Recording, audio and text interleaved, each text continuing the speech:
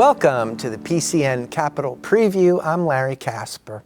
Today we're talking about Pennsylvania's budget, but first we're joined by John Cole, reporter for the PA Capital Star. Welcome, John. Thanks for having me on this morning, Larry.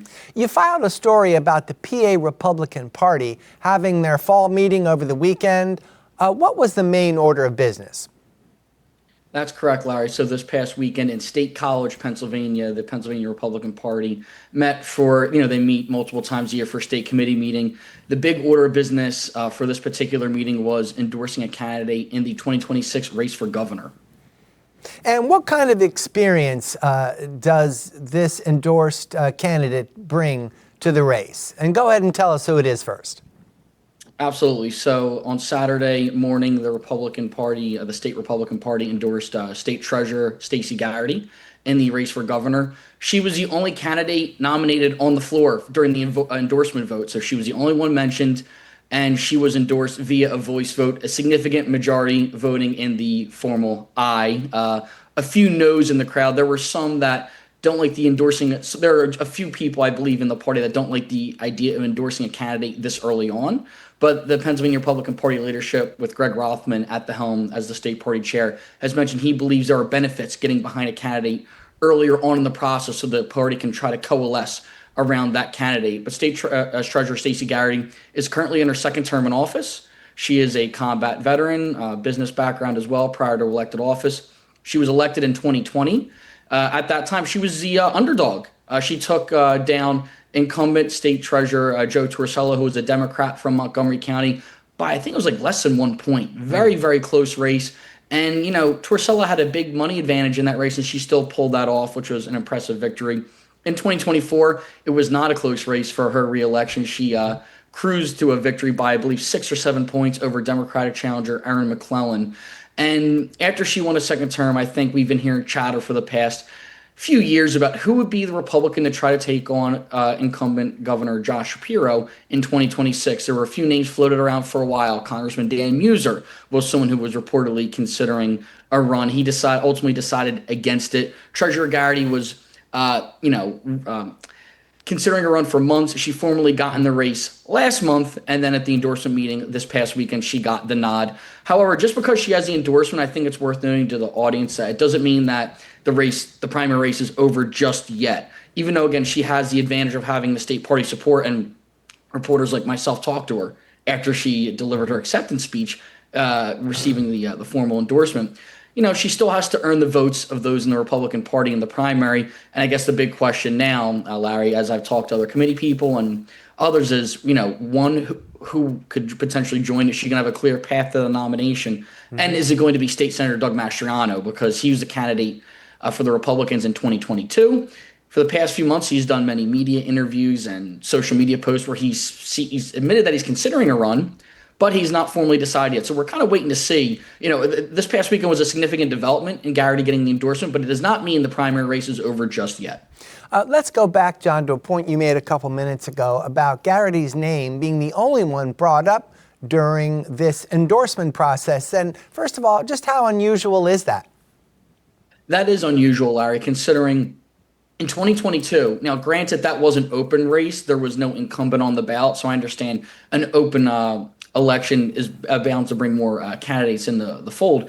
But in 2022, I believe, the first debate the Republicans had for governor, there was like over 10 on stage. It was actually broadcast on PCN. And obviously the field started to dwindle down a bit, but by the close of the primary, there were still 6 or 7 candidates that were vying for the nomination when Mastriano got it. So usually there are a few candidates seeking that state party endorsement. Usually there's at least a few. But at this point in time, it is unusual to have just one in the race. But again, it's still early enough in the process where it's still September. The primary election is not until May of 2026. So I do think the audience should know that even though Garrity has this leg up, there still may be candidates that could join. John, let's consider the acceptance speech she made for the endorsement. And did she make any attempt to connect her experience as treasurer to being a good governor? Yes, she did, Larry. So she really stressed that her office deals, again, being a state treasurer, dealing with finances. And she made the case to those in the audience that she would be a responsible steward of the taxpayers' money, while she believes that Governor Josh Shapiro is not doing that job adequately. So that was certainly a big focus of her speech, basically the economics of the state. But then she also talked about education, energy, crime, things of that nature. But I certainly think that on the campaign trail, Treasurer Garrity will be talking about what she's done in her office as a way to try to get voters to support her. Stacey Garrity will oppose, at least that's her goal, to oppose Shapiro in the general election, but she still has to work with him for another year. So how do you suppose she maintains her balance during this campaign? Larry, that's a question that reporters asked her minutes after she delivered her speech on Saturday. And she mentioned that, paraphrasing, you can see it in my story, but she said this is nothing personal. She said they just have different visions for the Commonwealth. So she said to us that, look, this will not impact the relationship she has, the treasurer's office will have with the governor's office in this run, because, again, she said, it's not a personal thing. They just have different different visions on policy.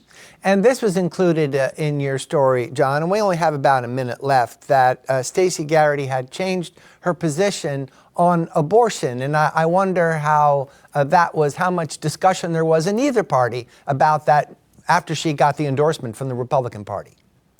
So that wasn't a big topic of conversation on Saturday. However, Larry, I believe on the campaign trail, that will be something that will certainly be brought up for the next few months, because as we saw in Governor Shapiro's victory in 2022, the topic of abortion was, certainly something that was discussed on the campaign trail, as it was in 2024. So even though it wasn't a big topic on Saturday, I do believe it is something that we'll hear a good amount about on the campaign trail. Thank you very much, John Cole, reporter for the PA Capital Star. Thanks for having me, Larry. More of the PCN Capital Preview after a short break. Tuesday night on PCN. George Washington knew Esther Reed, certainly through her husband, and the two kind of corresponded back and forth about the best way to use the money, because originally the Ladies Association really wanted to provide the money to the Continental Forces as a kind of supplement to their income, which was severely lacking at this time.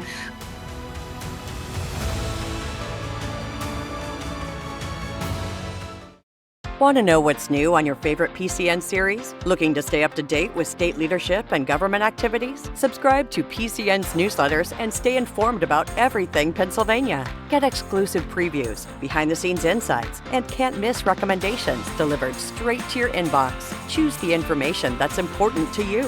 It's free, it's easy, and it's just a click away. Sign up for your all-access pass to everything Pennsylvania. Visit PCNTV.com to sign up today.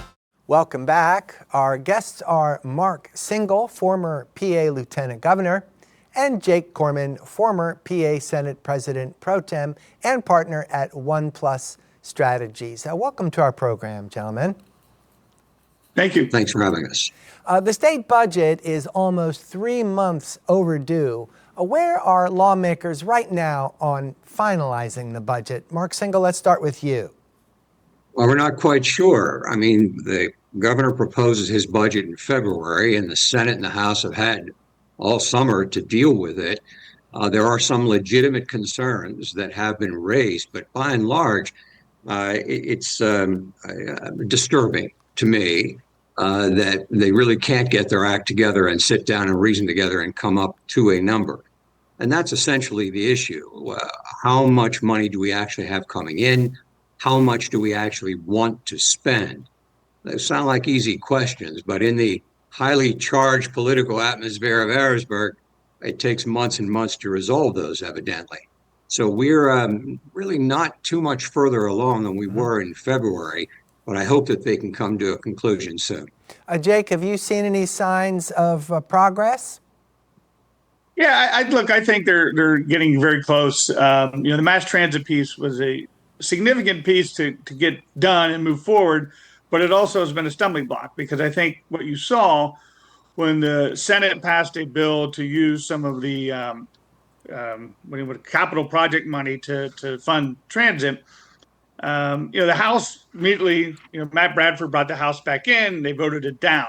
Well, then the governor, not wanting the trains to come to a halt, or the buses for that matter, decides he would accept that plan by the Senate.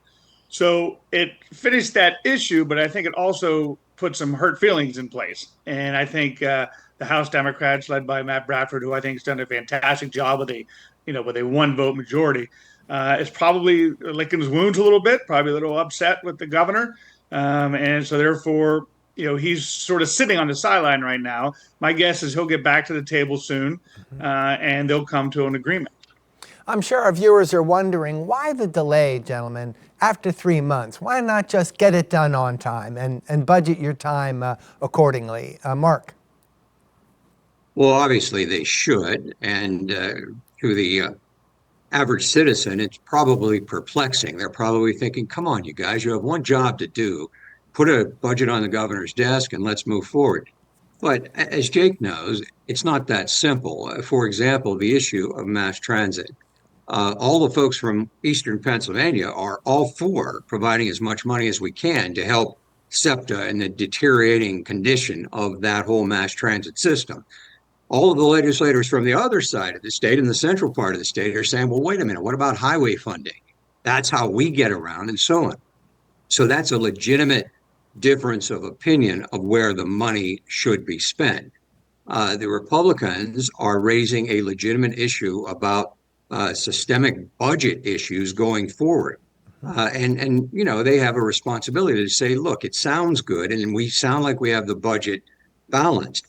But if we are continuing to do spending that's going to require increases in taxes, we don't want to have any part of that.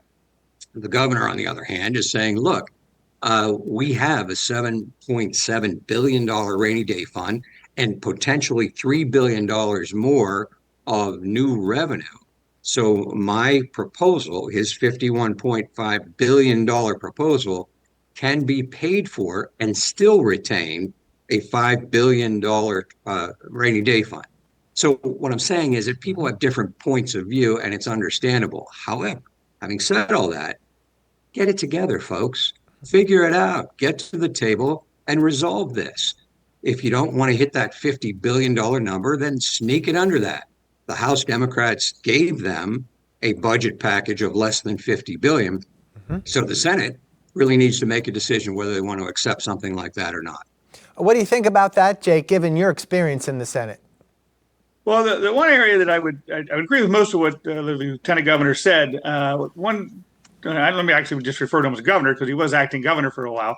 But the one area I would differ is I don't know that the average Pennsylvanians even notice that there's not a budget. And therein lies a big part of the problem. When I first got in the legislature, when Mark served in the legislature, when June 30th hit, everything shut down. And, we didn't leave. I spent many 4th of Julys in Harrisburg because we didn't leave until it was done. Somewhere in the mid 2000s under Governor Rendell, the courts made a decision that there's not any such thing as non-essential employees. And so therefore, everyone had to get paid if they showed up for work. And so therefore, you didn't have the crisis. You didn't have state parks closing down. Before only prisons and state police stayed open. Everyone else shut down. Well, now everyone stays at work. Everyone's still getting paid. And so because of that court decision, you don't have the impetus to get it done. You can sit there and you can continue to negotiate. Most like union labor, which is essentially what this is, right? A labor management difference. If they go out on strike, then production stops and you have a crisis and you have to figure out a way to get done and you have impetus to negotiate.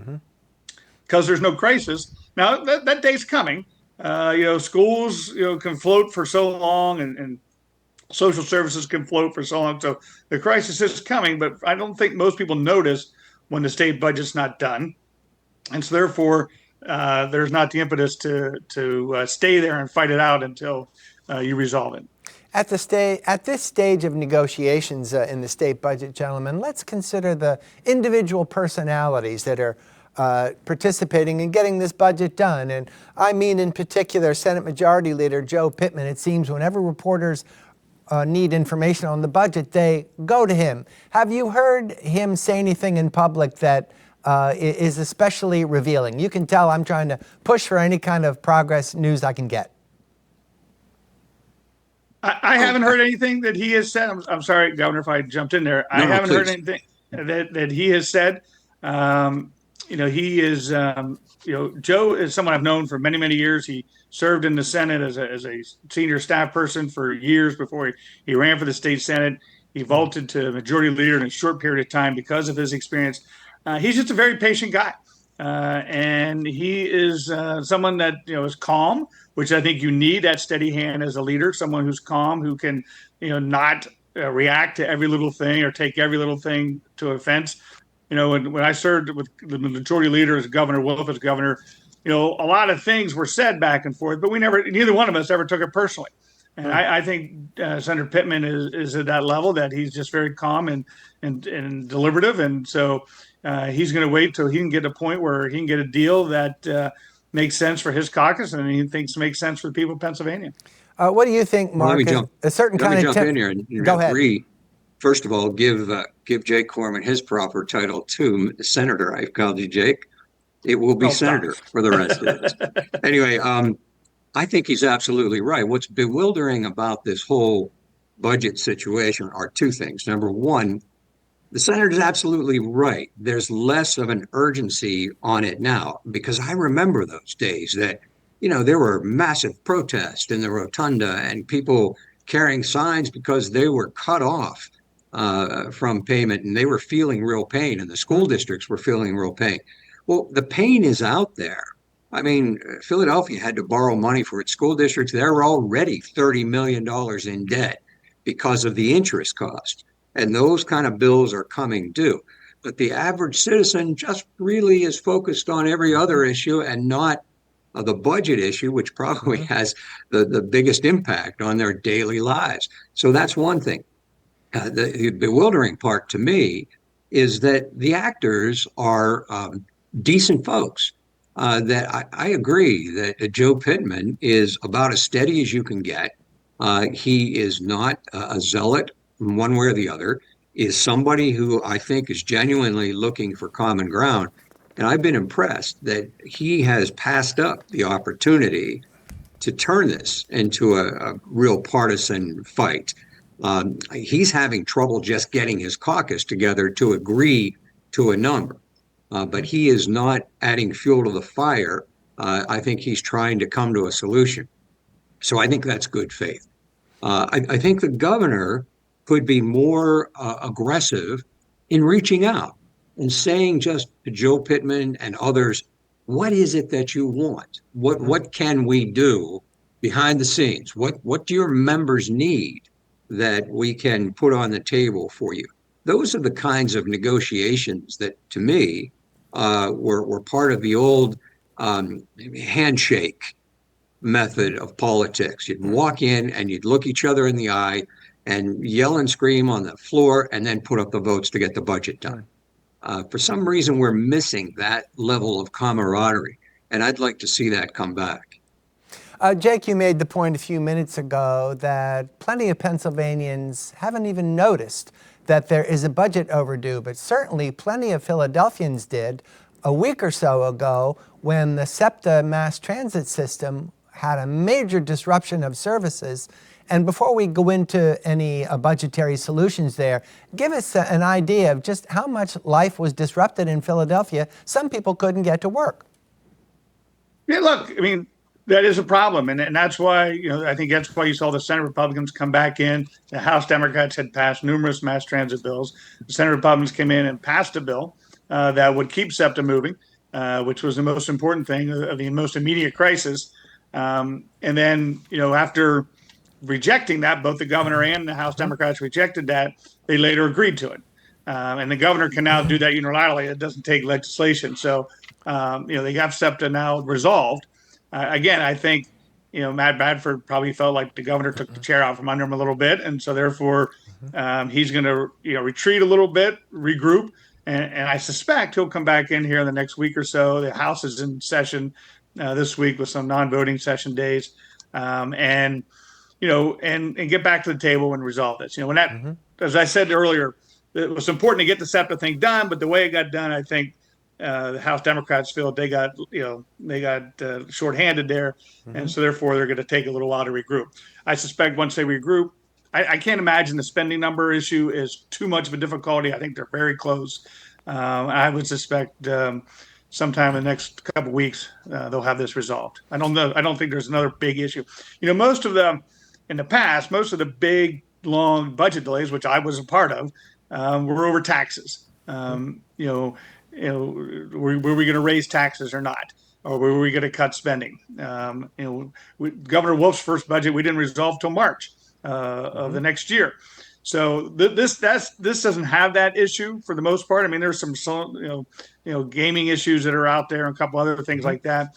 But I suspect this will get resolved in the near future. And we'll move on to those additional issues later on. But first, a couple more questions about the recent public transit crisis, especially for Philadelphians. Now, my understanding of the solution is that the governor took funding, shifted it from one column to another, and it's going to last for 2 years.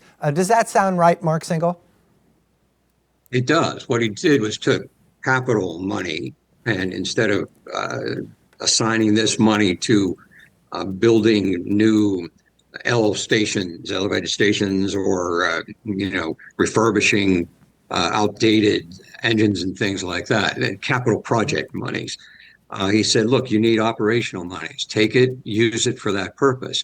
But at some point, somebody's going to have to restore those monies, or SEPTA will continue to deteriorate and crumble. It's the massive number that is required to keep that huge system going includes capital outlays.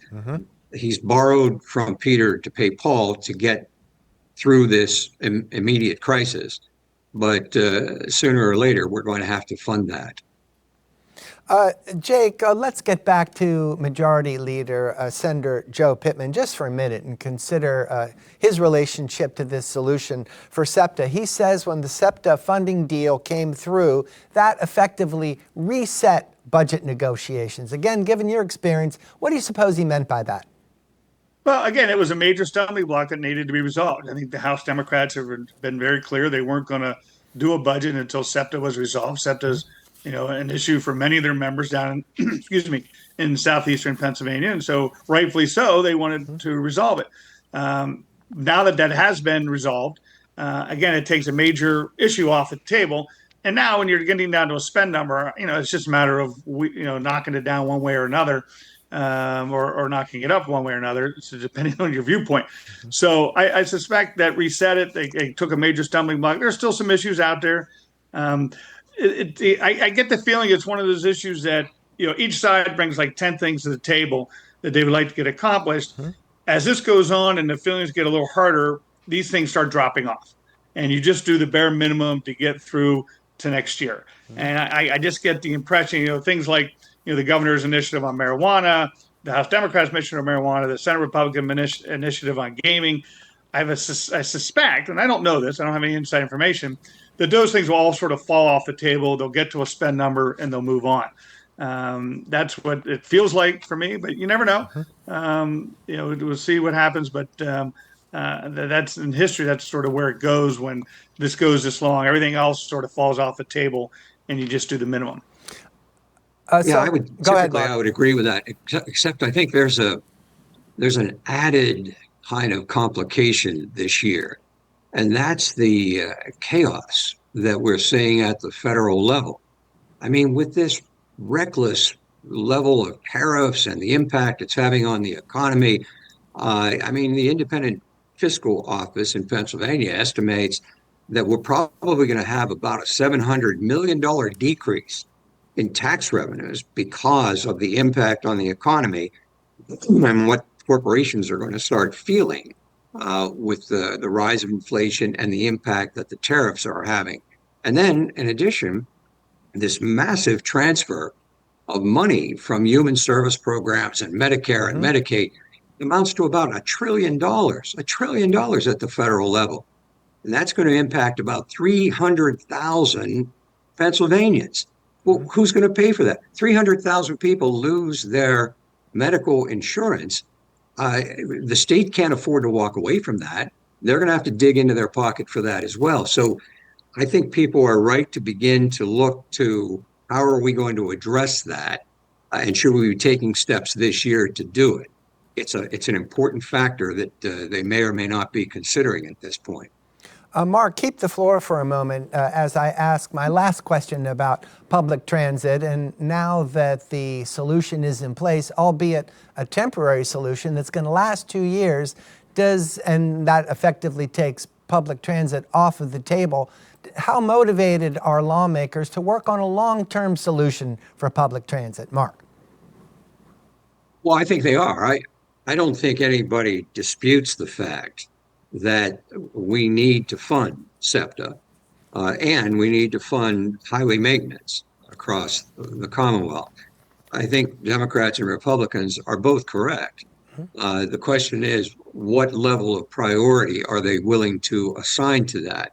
Because obviously you have the overwhelming responsibility to fund education appropriately and health and human service programs and priorities of the state and crises that come up that we might not be anticipating.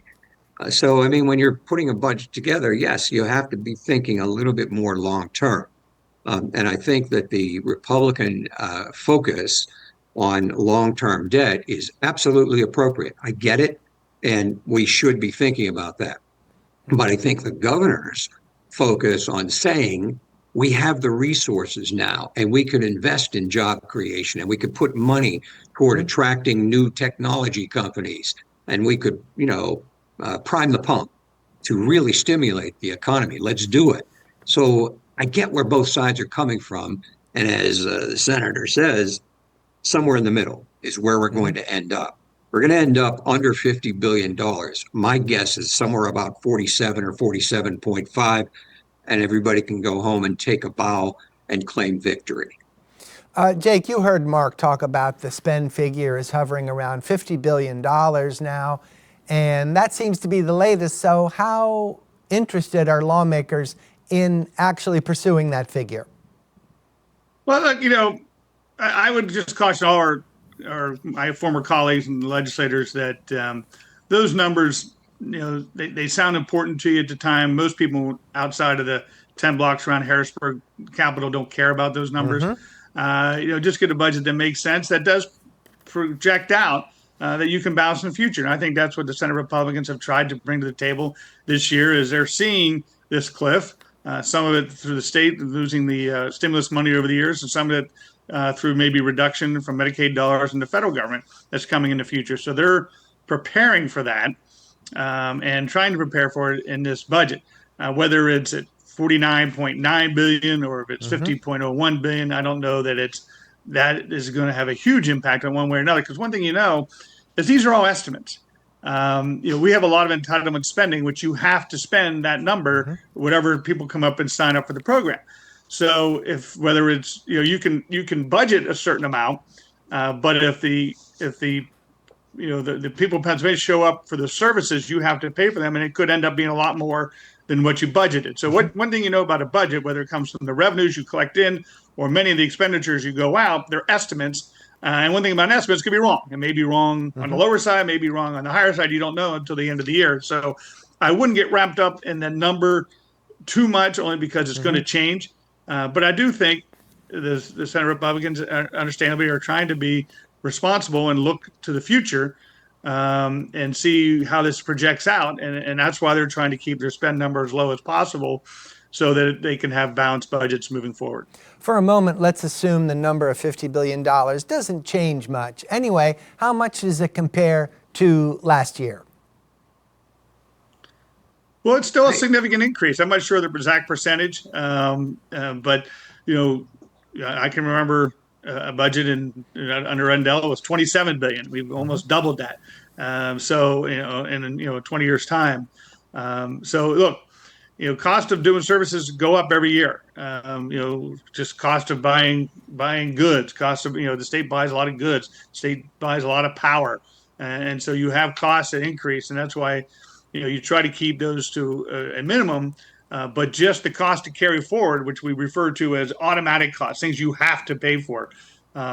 is an increase of a couple percentage points. And that's even before you get to any sort of discretionary spending that you would like to do to invest in the economy. And so it's always tough to try to keep that spend number down. But that's that's the responsibility of a legislator not to spend any more than they have to. And that's what I think they're trying to do. Jake said go ahead, I'm Mark. sorry. You I go just ahead. wanted to add something. We're talking about numbers and how people really aren't paying attention. I think unfortunately, that's true. People should be much more involved, and they should be clamoring and calling their legislator and say, get back to Harrisburg and get this done. I really don't know why there's such a kind of a lack of interest on the part of average citizens. They really have to get off their own couches and come to the table too and apply some pressure. But if you think about it, I think what Governor Shapiro did early on was to provide a particularly easy pitch that could be hit out of the park by taking the number over 50 billion. I mean, that's a nice round number that shocks people, particularly as the senator says, we basically doubled it in a small number of years. And it seems to me that all that the Republican leadership needed to do was to figure out a way that they can address the priorities and bring that number under 50. And then they can go out and campaign on that and say, look, we held those Democrats down. They wanted to go over $50 billion, and we kept it under that number. So there was a built-in political strategy that I think the governor was handing them. And I think they'll seize upon that still. But this shouldn't be this complicated, because just based on the impact that the number 50 billion has on people, I think that we could resolve this easily. Thank you, Mark Singel and Jake Corman. I'm going to give you a break just for a minute while we look at program notes for here on PCN. On the issues will be about public transit funding with Representative Malcolm Kenyatta. He'll be here on Wednesday at 7:30 p.m.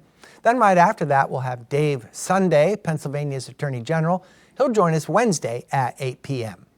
On Journalist Roundtable this week, we'll have Dennis Owens from WHTM ABC 27, Kristen Smith from the Center Square, and Robert Swift from Capitol Wire State Affairs. They'll tell us about the latest news out of Harrisburg on Thursday at 7 p.m.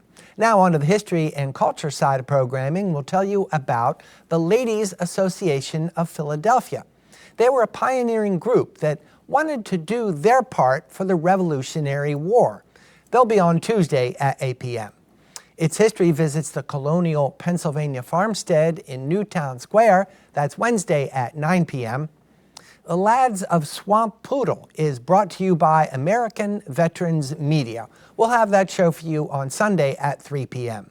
PA Books will have author and former state senator Mike Stack tell us about his book, City of Brotherly Blood. That's on Sunday at 7 p.m. On to sports now, lots of high school football going on. First, we'll have North Schuylkill versus Northwestern Lehigh. They'll kick off on Friday at 7 p.m. Then on Saturday, we'll have Northeast versus Titusville at 4 p.m. Then we'll have West Perry versus East Pennsboro at 7 p.m. You can watch this show and all our public affairs programming free of charge by visiting PCNSelect.com. While you're there, you can download our streaming service, PCN Select. PCN is Everything Pennsylvania. We're a 501c3 nonprofit television network that relies on viewers like you. To make a donation, visit PCNTV.com. Okay, gentlemen, we're going to continue to talk about the budget, and let's talk about so-called games of skill. Is there any indication that lawmakers want to include taxing games of skill in the final budget? Jake, you first. Well, I think they do. I don't know that they can get to an agreement on it, not so much amongst themselves, but also amongst the industry. This has probably been an issue that in my 20-some years of serving and now a few years of observing has just baffled me. I mean, you have this, we passed back in 2003 one of the most comprehensive, highly regulated gaming industry in the country, and it's been an enormous success. And now, because of a common pleas court decision in Beaver County, a decade ago now, I guess, these games of skill have popped up, and they're unregulated, untaxed, and so they've been out there, and they're very, very popular. They're very popular. They're located in convenience stores, or located in just little mini casino kind of places on street corners, and so the legislature's tried to get their arms around it. I tried back in 2020 before I retired and was unsuccessful. The Senate Republicans have sort of led a charge on it now. I think most people agree that there should be some level of regulation and taxing to it. Whether they can get to that, you have the one extreme that thinks it should be regulated as a small games of chance. You have the other sort of extreme. I want to call them extremes. This other side of the argument that thinks they should be regulated by the Gaming Control Board, that they're gambling, which is a lot larger, more comprehensive regulatory process. So I think there's a desire to get it done. Whether they can get to an agreement. I know the industry, whether you have the casinos on one side and you have the games of skill on the other, aren't even close to where they can get to an agreement. So at some point, if we're going to accomplish this, the legislature has to throw them out of the building, and then just come to what they think is best. But the problem is, now that they've been operating, they located a lot of private clubs like VFWs and like Mooses and Elks and things like that aren't paying any taxes now. And so now, if you are going to tax them, all of a sudden, the money that they used from these dollars to go towards their community are now going to get taxed. And so that layers another part of the problem to it. So it's a complicated issue. I think there's a great desire on all sides to get something done. Whether they can get to common ground remains to be seen. Mark, what do you think of so-called skill games, and just how important are they to the establishments that operate them? Well, there's thousands of little taverns, mom and pop operations, moose clubs, VFW clubs, and so on. And, they have found a way to provide for their memberships and for their customers different ways that they can take money from them, whether it's small games of chance or skill games. And skill games, essentially, the skill is knowing when to lift your finger off the spinning wheel. Okay, you can call that a skill, I guess, but however you define it, the problem really is that the casino interest and the large amount of money that they have invested into Pennsylvania, they have a legitimate beef here, saying, "Hey, wait a minute, we're being taxed at 52%, and we're pouring money into the state, and you're going to provide all this competition by opening up all these little gaming operations and so on." I think the casinos are wildly overreacting to it. I think you can allow for small games of chance and skill games or whatever you want to do. And it's not going to really cut into the profits of the casinos. And it is true that sometimes you have to be careful that getting what you ask for, because the small taverns and entities that have these games are going to have to give up some of their revenue. They're going to have to contribute to local taxes and state taxes and that kind of thing. I think that they're willing to accept that burden, because I think it will open the floodgates to many more local operations. But it's a mixed blessing. So everybody understands the complexities of this. And I think that the senator's right. People want to get to it because it is a potential source of several $100 million that we could use to offset some of these other costs. It's going to happen. The other thing I'll mention real quickly is, we're going to bypass legalized marijuana, recreational drugs, whatever. And I've never been a big proponent of it myself. But the reality is that all of the states around us are. And we're losing a ton of revenue by not figuring out how to regulate beyond medical marijuana. It's going to happen. And that's another huge source of revenue, somewhere between $500 and $700 million a year. So it's not going to happen in this year, but put that in the back of your mind for next year's budget or the budget after that, because Pennsylvania is not going to have a choice. We're going to have to compete. Earlier in the program, and this question is for Jake, Mark made the point that federal funding cuts have consequences for us here in Pennsylvania. So I'm thinking about the state budget and what are the consequences of Medicaid cuts at the federal level and what kind of adjustments or compensation do state lawmakers have to make? This is for Jake. Sure. I mean, look, all budgets, whether they're local governments, react to what the state government does. School district budgets react to what the state does, and the state reacts to what the federal does. The federal government, if they cut revenue, then they hopefully will cut entitlements too, and they'll cut mandates on the states. So then the state can then figure out how to best serve their constituents. So, but if you just take the dollar amount, you're going to get less from the federal government if that's indeed the case. Do you still have to service the same amount of people? The federal government is claiming these are able-bodied workers who should be going to work and supporting themselves, not living off the federal and state governments. So if that's truly the case, is Pennsylvania able to then reduce its load of individuals who are receiving these services? So that all has to be, sort of washed out over the next couple of years.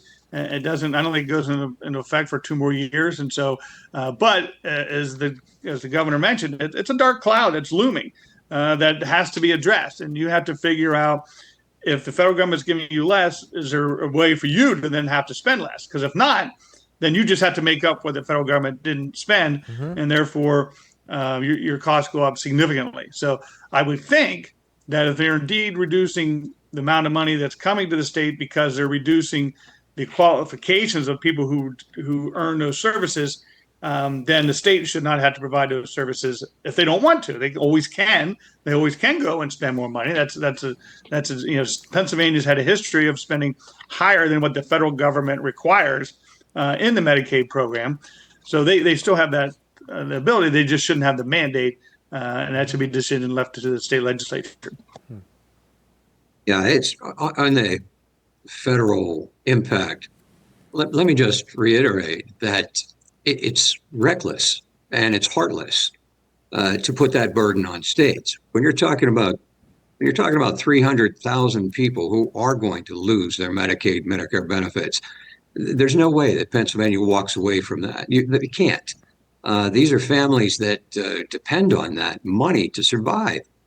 So I think that what's built into what I call the big ugly bill is going to have a massive, terrible impact on Pennsylvania. Maybe not tomorrow, maybe not even in the next fiscal year, but over the next 2 years, we're going to have some serious impacts because of it.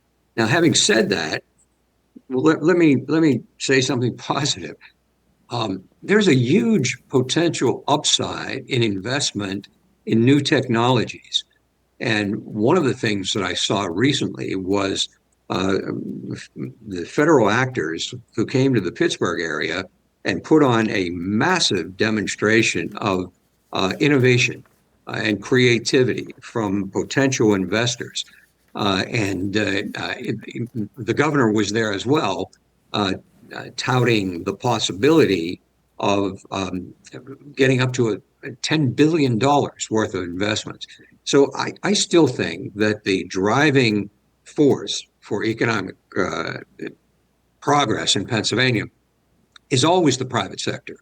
And I give credit to Dave McCormick, our new senator. Really, one of his first efforts out of the gate was to put that conference together. And my understanding is that these are really live leads. And I think on a bipartisan basis, there's some real hope that that impact is going to offset the negative impacts that we're suffering from the big ugly bill. Gentlemen, let's talk about an issue that has been important to Governor Josh Shapiro, and he's made it obvious to Pennsylvanians during 2 consecutive budget cycles, and that would be raising the minimum wage. And I think you both know that that issue occasionally can flare up legislatively with certain ideas. I wonder what are the chances of that flaring up in the next coming weeks and becoming an issue here at the last minute if the budget gets resolved anytime soon? Jake, what do you think? Well, I think it's one of those issues, as I mentioned earlier, that sort of fall off the table when you wait this long to get a budget done. I think the last time we raised minimum wage was maybe '07, '05 maybe. I negotiated an increase back with Senator Tartaglione, maybe 8, 9 years ago. The House Republicans didn't pass it. But the issue they have now is no one pays it. I mean, everyone pays so far and above the minimum wage. I mean, you can calculate, how much someone earns on the minimum wage, but it doesn't really, say how do you live off this? Well, no one's paying that. The convenience stores, or sort of the lower level of income earners, are all making anywhere from $15 to $20 an hour now. Ever since COVID, that went through the roof, and so it's a harder case to make now. Not that we shouldn't. It's just that since no one's paying it, there's not the hue and cry from the individuals to get a higher pay, because they're all making far and above what the minimum wage is. And the other concern is the social services. Where a convenience store or a for-profit enterprise can raise their goods to offset the cost of labor, which we normally do, social services don't have that ability. Many of the social services get their money from the state. And so therefore, unless the state raises their revenue, which they're probably not going to, we've had battles over the years on that, they have to then eat the increase in labor. And therefore, it comes at a loss and makes it harder and harder for them to operate. So they're the ones you draw concern on. But even they are paying probably double now, if not more, than what the minimum wage is. So, should we raise the minimum wage? Well, I'm sure we should. Having said that, since very little people are making that, or making far and above that, I don't think it draws that level of excitement as it sometimes did in the past. Although I will always give Senator Tartaglione from Philadelphia credit. She has tried to keep this issue alive for a long, long time. She's done a marvelous job. As I said, her and I negotiated an increase when I was in the Senate. Unfortunately, it didn't get done. But now, because of what people are earning, it just doesn't resonate with the general public as much as it once did. So, Mark, what do you think of Jake's point? He's saying that the minimum wage point is basically moot because few people are making that wage anyway. We have about a minute left on our show. He's not wrong, but it should make it easier to pass this. If everybody is paying more than the minimum wage, then why not make it public policy and say, look, nobody should be forced to work for $7.50 an hour, work for basically poverty wages in the Commonwealth of Pennsylvania. Make it a matter of public policy, raise the minimum wage, and be done with it, particularly since everybody has crossed that threshold already. So I frankly don't know why there's hesitation to actually formalize it and make it part of Pennsylvania law. I think we still have we have time for one last question. It has to do with the budget still being overdue. When is the next opportunity for lawmakers to vote on the budget anyway? How soon can it happen? Jake Corman, try to tell us in 30 seconds. Well, first of all, one thing the governor and I will agree on is that Penn State's going to win this Saturday. So that's very, very important. So go Nittany Lions. But secondly, other than semantics of them, getting something prepared, they could vote on a bill tomorrow. Now, there's some logistics of getting bills prepared and things of that nature, so it may take a week. But I'm sure they have vehicles in place, and they could move as quickly as they come to a deal. All right, our guests have been Mark Singel, former PA Lieutenant Governor, and Jake Corman, former PA Senate President Pro Tem and partner at OnePlus Strategies. Thank you, gentlemen, for being here. Always a pleasure. Thank you for having us. PCN's Corey Clark talked with Representative Joe Webster about Veteran Suicide Prevention Week. Representative Joe Webster, Montgomery County, joins us. Thanks for joining us, Representative.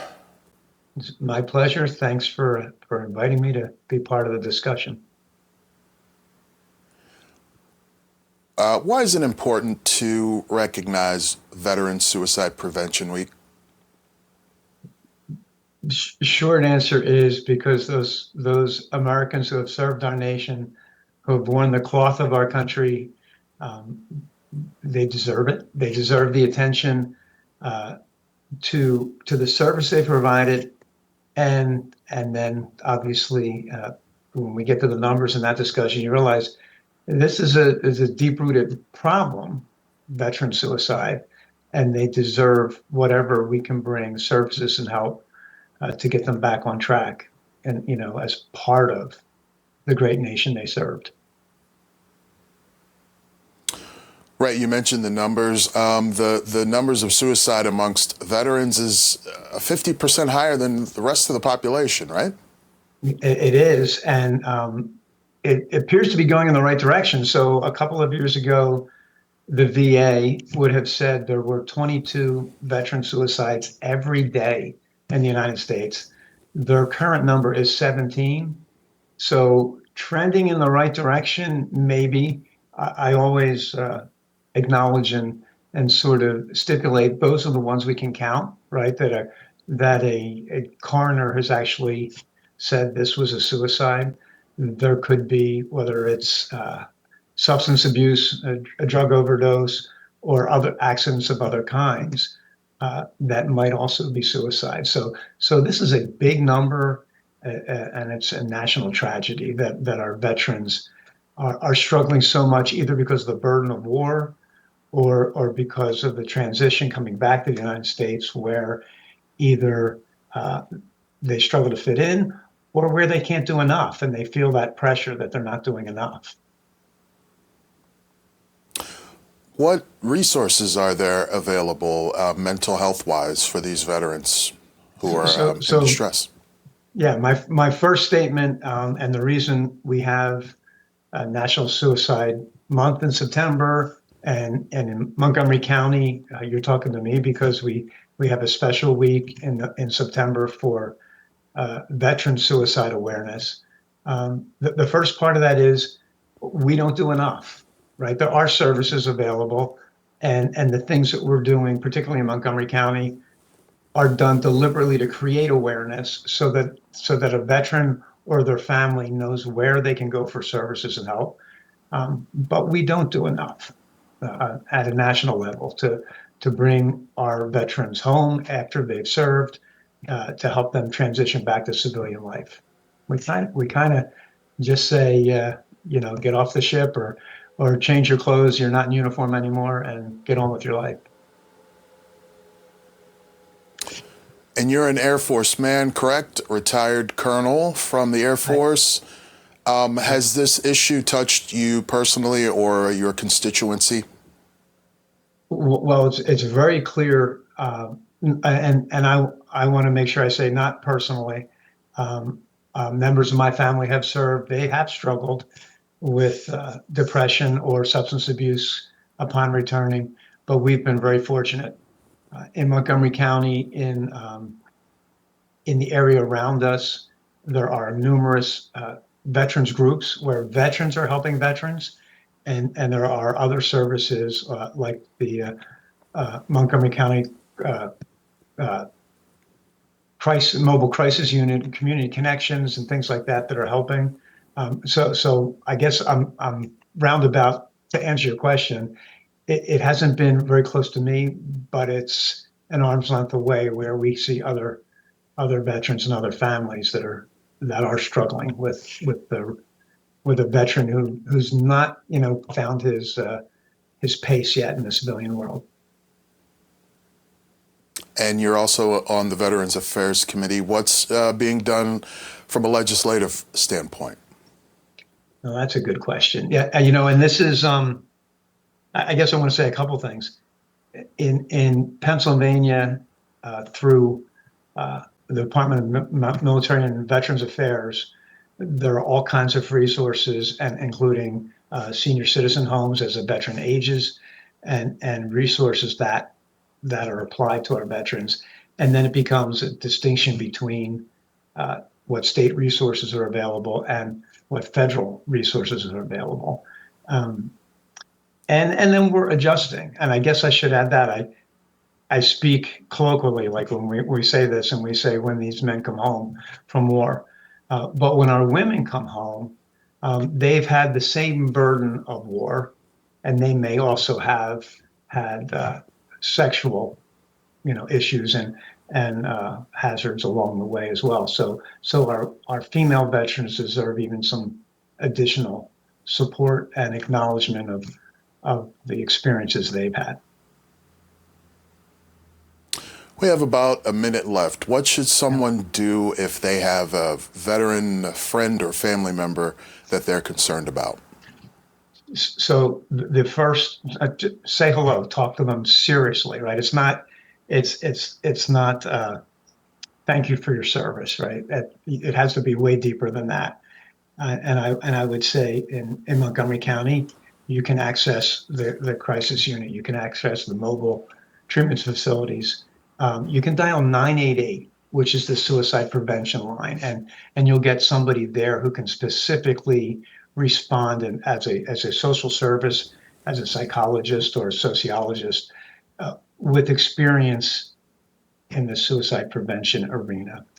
And we have a whole lot to do, but Montgomery County is we're gonna make people aware. We're gonna have a flag raising. We're gonna have a whitting tree as we did last year to raise awareness and invite veterans to participate, and also acknowledge their colleagues who have had the crisis of a suicide in their family. And that event is on Thursday, September 25th. What are the dates of recognition? Yeah, that's correct. The whitting tree ceremony is on September 25th.